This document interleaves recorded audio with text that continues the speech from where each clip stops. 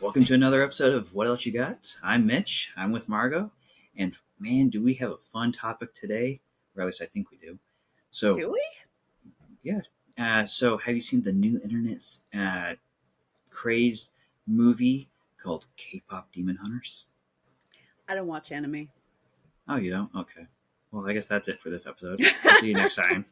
Cuz I'm just not it's just not my cup of tea. I go for the horror and thriller and British mystery genre. I love British mysteries.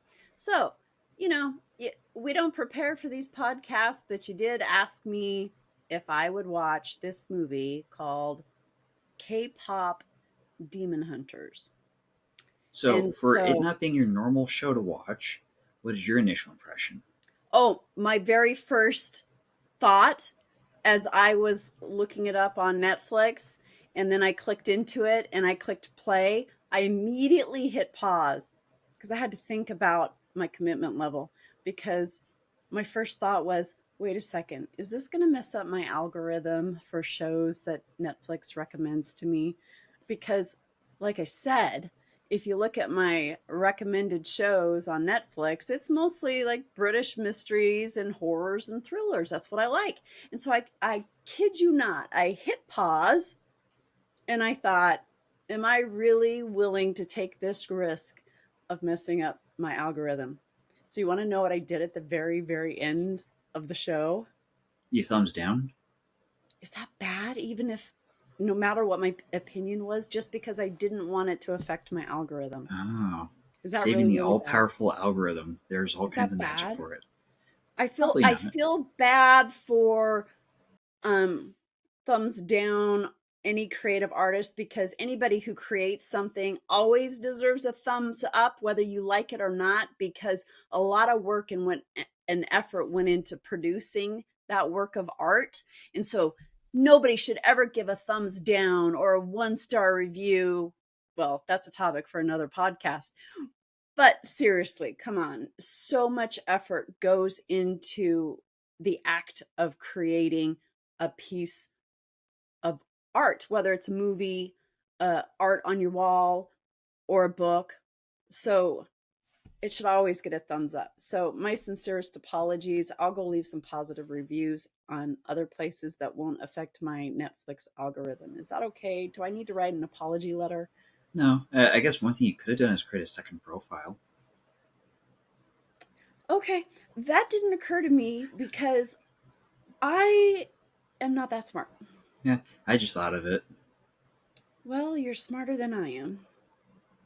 So, So, besides hitting pause and having a conflict of algorithms, what'd you well, think? as you know, I was told to watch the show and make some notes. So, let me just check my notepad here. Ooh, she got So, her therapist pad out. um, not a therapist. Oh, I just work in the mental health industry. All right. So, number one, check. We talked about that. I actually wrote down, is this going to affect my Netflix algorithm? Number two, okay, I know that we're going to be discussing the mental health aspects of this movie. I know that we're eventually going to end up there. I'm actually gonna hit pause real quick. For those who have not seen K-pop Demon Hunters, this is your spoiler alert warning. If you do not like spoilers, please turn away and come back once you're done watching the movie. Otherwise, we cannot guarantee what spoils we will be sharing. Seriously, come back after you watch it and leave comments regarding some of the things we say. Well, except for what I said at the beginning. I already apologized. Okay. Um all right. So I know we're going to be talking about the mental health topics of this movie.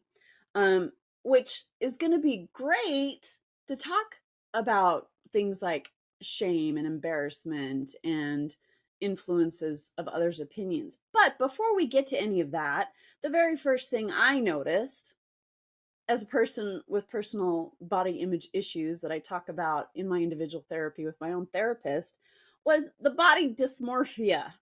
Okay, I don't know if this is a common thing in anime. See, I don't even know what's called. Sorry, another apology letter. I don't know if this is a normal thing in animation and anime, but some serious body dysmorphia. Okay, not only were those girls super tall, skinny, out of proportion, more extreme than a Barbie doll, but when they were eating, they were made to look very ugly when they were eating. Do you I understand what I'm didn't even saying? think of that. Well, Granted, I wasn't paying attention to that. I thought of it because number one, I deal with my own body image issues in my personal therapy sessions, and I work in the mental health industry. Um, Eating disorders and body dysmorphia are serious concerns, and that wasn't even that wasn't even the topic of this movie. And now granted, I do acknowledge that when the boys came on the scene, when the boy band came on the scene, they too had very elongated body shapes, and the boys too, there were probably some body dysmorphia things there also, because there was overemphasis placed on the boys abs. Okay, so girls, it was emphasized that they're ugly when they eat. Boys, they have to have abs. So it was balanced between, along the gender spectrum there, but body dysmorphia. There you go. What's your opinion? So I guess in that realm, one of the things that I've found kind of interesting. So where you say the girls were made to look ugly while eating, I approached it differently. Where I'm going, they didn't warrior concern about being um, eloquent while eating. They were able to be free because they were comfortable in the realm that they were, which I know that's in quite contrast to what you're saying, but I received it as a different message. I've only ever, in my entire life, and I'm a couple years older than you, in my entire life, I have only ever seen a girl eat like that. Well, I was going to say once, but I just thought of a second time. The time I was thinking of is one of my roommates in college. She had an eating disorder. And so she would starve herself for an entire week or more, basically eating nothing, drinking water, over exercising. And then when we went to a restaurant after she had done that for at least a week, she we ordered a big plate of nachos to share. And I kid you not, she dug in with both hands and shoved that food in her face. She looked just like those girls at the beginning of the movie, shoving that food into her face. But then she didn't eat for another week. So she had an eating disorder. And part of it can be blamed on or somehow associated with societal expectations and cultural attitudes towards the way a girl should look. So, the only the other time that popped into my brain was last season of Survivor. There was an awesome girl on there. I won't name which one I'm talking about because I wouldn't want to offend anybody. But there was an awesome girl on there. And granted, I mean, on Survivor, those people are starving, right? And so when she got an opportunity to eat, she did shove it in, and she had, two-fisted kind of feeding. Um, but both of those circumstances that came to mind were people who were starving themselves. And so that you commented that your perspective of the girls in the movie eating at the beginning was a sense of freedom. Mm, I think a sense of freedom when it comes to eating is to uh, choose your food items without guilt or worry, and choose your food items that you will enjoy and will nourish your body, and then calmly and thoroughly enjoy eating those food items, not frantically shoving it in your face. Yeah, and I guess one reason why I approached it more from the comfortable realm is later in the movie they go for couch time and they're toting piles of food, but also to your viewpoint, it could illustrate the contrast of some kind of disorder, but me having it in a slightly positive light of they're just comfortable and they're enjoying, which granted that is doesn't quite line up with the figure, but at the same time, I, I Yeah. don't pay attention to the figure. When they were on the couch, they may have been comfortable and enjoying. But at the beginning of the movie, when it showed them eating and just shoving it in their face, they intentionally, bulged out their faces and made them look ugly. Interesting. There we go. Yeah. Yeah. So that was number 2 on my list. I've got like a list of 45. It might take us a minute You to got 45? No, but I stopped numbering at 10. So 10, 11, 12. I've got 13 items on my list. Okay. I've got overlapping items, which I got Do you want to go some. next? Sure. Um, so you did mention shame as one of the things, and that's one of the underlying themes that I saw throughout the entire movie was shame, but there's a couple different approaches to it. So I'm about to do a massive spoiler of so demons have these patterns which Mm-hmm. honestly look kind of like cool tattoos, depending Right. who you're asking. And they were And kind of sparkly too and shiny. yeah, and these were the indicator of someone was a demon if they had any at all. But as you go through the movie, they they explain that those markings are indication of shame or self doubt or a couple other adjectives that they had. But it really came down to as you have the shame grow in yourself, you have these markings grow, and when you get to a certain point, the demon king gets to project his voice into your mind and influence and take control of where you go with that shame. And so it was very interesting to see how that evolution went through. And there were a couple different characters that they took more or less an innocent turn, but then it turned into a massive shame, and they went straight into demon. And then one of the big things, one of the main characters, has a tiny little bit of it at the actually taking one step back. So when you first see her as a young child, there's no demon mark. But then you get another flashback, there's a small demon mark. But as it goes through the movie, the demon mark gets bigger and bigger because she has shame. And the very interesting thing that I drew the parallel on is she had the shame built and grew over. She had a little bit of marking. Now, there's a couple of commentary on social media that is everything from the movie talks about how her father's a demon, all the way to that could just be a hyperbole of what her father actually was. But there was a psychology thing that said losing her parents early, young children generally blame themselves for the loss of their parents, even if they had nothing to do with it. But it was that little bit of shame that then she was told to hide that shame. And it's when you hide the shame, is when it naturally grows. But at the very end, when she was able to share the shame and share who she really was, the shame then became something positive, and it was that shame that has now been shared and has been embraced became the superpower at the end. Well, several things. I was trying so hard not to interrupt. I'm an interrupter by nature. So many things there. Yes, shame kept in the dark or in secret, hidden, grows. It grows stronger. And another thing you said about, I can't remember exactly what you said about how it affects people differently. And so that is so true in real life because something that you and I could experience the exact same thing, the exact same time, in the exact same place, but it might devastate me, and you might be able to just take a deep breath and just kind of brush it off.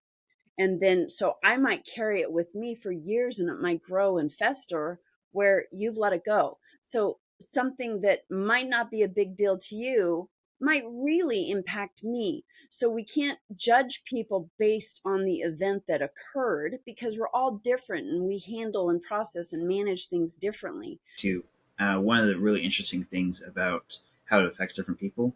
So the two other main characters, they wore their shame on their sleeves, where should have pulled up the character names, and I'm drawing a blank on. I want to say it was Mira was the one that was the black sheep of the family, and so her shame was she didn't fit in with the family, and her family was this trio, and then the other one, Zoe, her shame was her over need to accommodate others and to be included and to be helpful. But the reason why they didn't have markings is because they wore their shame out and it was communicated and they worked together as a team to work through those two.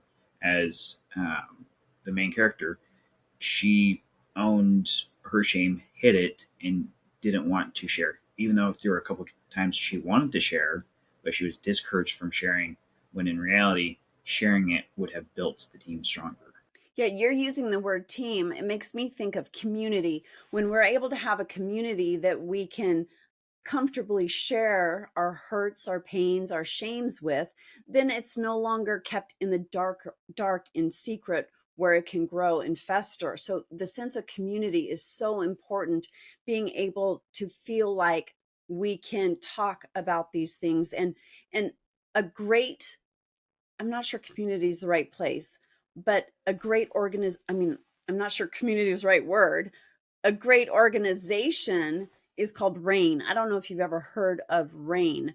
I'll type into to Google to tell you exactly what the acronym stands for, but oftentimes people feel shame for things that were not their fault, things that they did not cause, that they did not invite or choose to participate in.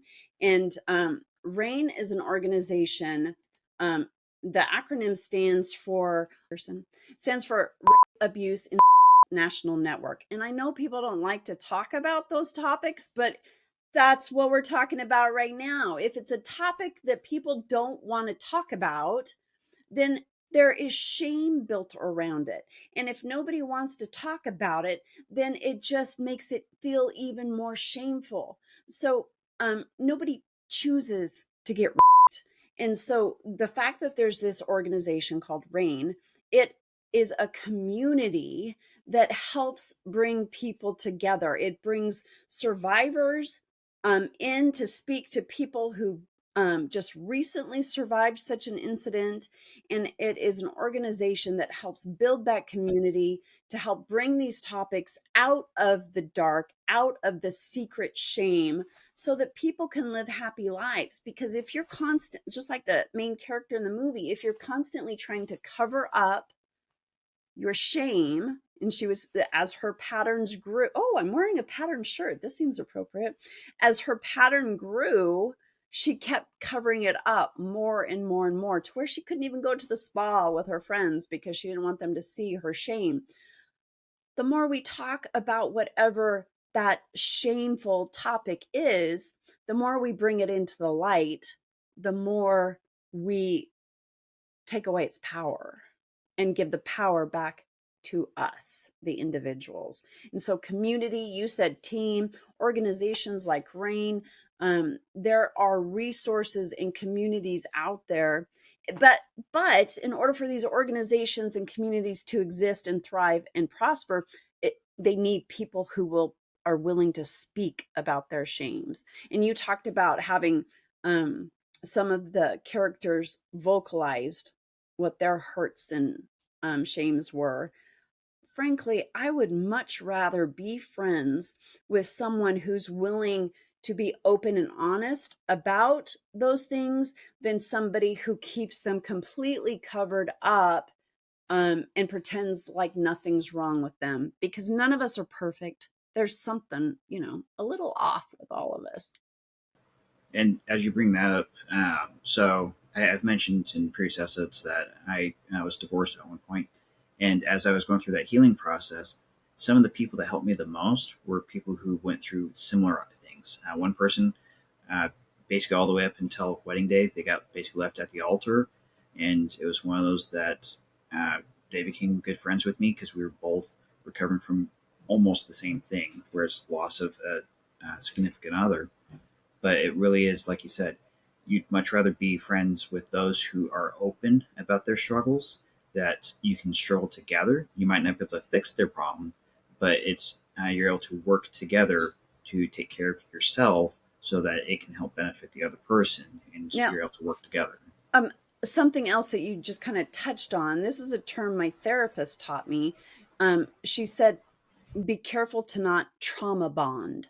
And so, while it is important to have community, like an organization like RAIN or other community where you can freely, comfortably talk about things that have happened, we need to be careful to not cross the line between sharing and trauma bonding. We don't want to get stuck and mired in that trauma. And anybody who's experienced trauma, I mean, I am a big advocate for mental health professionals. There are people out there who can help individuals who've incurred trauma to process it and move through it and heal from it and grow and thrive. So we just need to be careful to not become mired in trauma bond, because if you think about the movie, all of those people stuck down in the dark place, controlled by the giant demon, whatever he was called, um to me that's kind of what trauma bonding looks like in my brain. Unhappy people mired in their unhappiness. Yeah. And one of the final sequences when they're all going into the stadium for the final concert, everyone's doom and gloom. They're all going together because, in one hand, they trauma bonded because the Demon King got in their head and said, "You suck. I'm the only one who can help you. No one else can relate. No one will accept you." But that's the ultimate lie: is no one is there to help you. When in reality, if you just open up a little bit, ask someone, everyone's able to come together. Because as soon as the main character Rumi came back in and said, "Hey, I'm here. Here's my shame is open." That's when everyone started turning around from their doom and gloom, and were able to regain their hope, and were able to come together. And speaking of hope, one of the best lines, which I'm going to paraphrase because I didn't write word for word, is "You get to choose to feel hope." Yes. It's not one of those things that someone takes away, or it's not something that you just have to stop and smell the roses. You get to choose to feel the hope. Yep. And I love that. And I want to go that direction, but I want to also touch on the topics you just brought up. I really think that what you talked about just there was greatly related to what happened during the pandemic. So many people experienced mental health concerns for the first time because during the pandemic, so many people became isolated and felt alone and lost their community, that it really affected a lot of people because there was so much isolation during the pandemic. And so coming out of the pandemic, there were a lot of mental health concerns that needed to be addressed. Um, so isolation is the opposite of community and organizations. And so, yeah, we want to find our people. We want to choose our hope. Do we want to touch on another topic? Do we have time to touch on another topic here? Well, we have plenty of topics, and I'd probably say we could try to squeeze in one more, and then Okay. we'll save the rest of our review of K-pop Demon Hunters for the next week's episode. Okay. So, probably a quick topic that we could touch on was my number three. Um, okay. Was this supposed to be a kids' movie? It's rated PG. Was it PG or PG 13? PG. I mean, it said at the when back at the beginning when I hit pause and really questioned my choice to watch this, when I hit pause, it set up at the top something about scary scenes, and I was like, "Wait, is this a scary movie?" Because I thought it was supposed to be for kids, and so it started out actually. I was thinking this is pretty scary for a kid. All of this demon stuff. Do people just let their kids watch this stuff?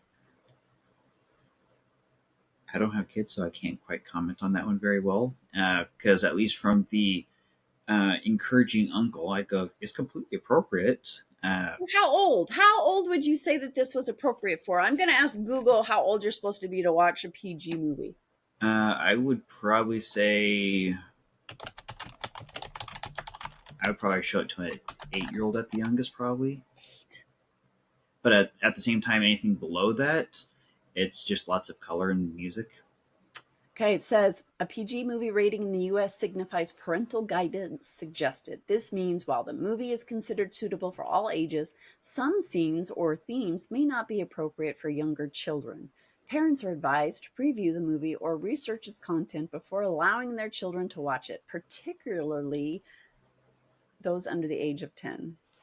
Oh, I was debating between 9 and 10. I'm going, 8 seems like a reasonable number. I I thought it, but I don't watch a lot of animation.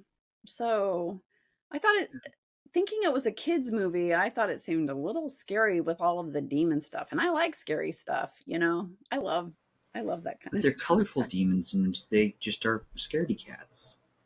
What did you just say? They're colorful and they're scaredy cats. They're colorful scaredy cats? Yeah, because if you look at all the demons, they have lots of color, especially one of the first ones where they're getting their makeup done as they were falling in the sky. Super cute, super pretty. But when you get down into the demon realm, they're all scared cats and they don't want to do anything because they're scared. They're scared. They're not scary. Mm-hmm. They're scared. Ooh, I Yeah, scared actually, cats. ooh, I really like that. Demons are not scary. Demons are scaredy cats. Mm-hmm. I think that's a great place to end this episode. I'm so glad you brought up this topic. This is a fun one to discuss. We've got more to discuss because we only made it to item 2 out of 13 for me. But so I guess everybody's going to have to join us on the next episode. Watch the movie K pop Demon Hunters. Leave your comments, questions below, and we would love to engage in this conversation with you because we like to talk. What Well, else you that's it got? for this one. Yeah, that's it for this one. Thanks for tuning in for another episode of What Else You Got. And again, next week we're continuing with part 2 of K-pop Demon Hunters. And we'll see you next time.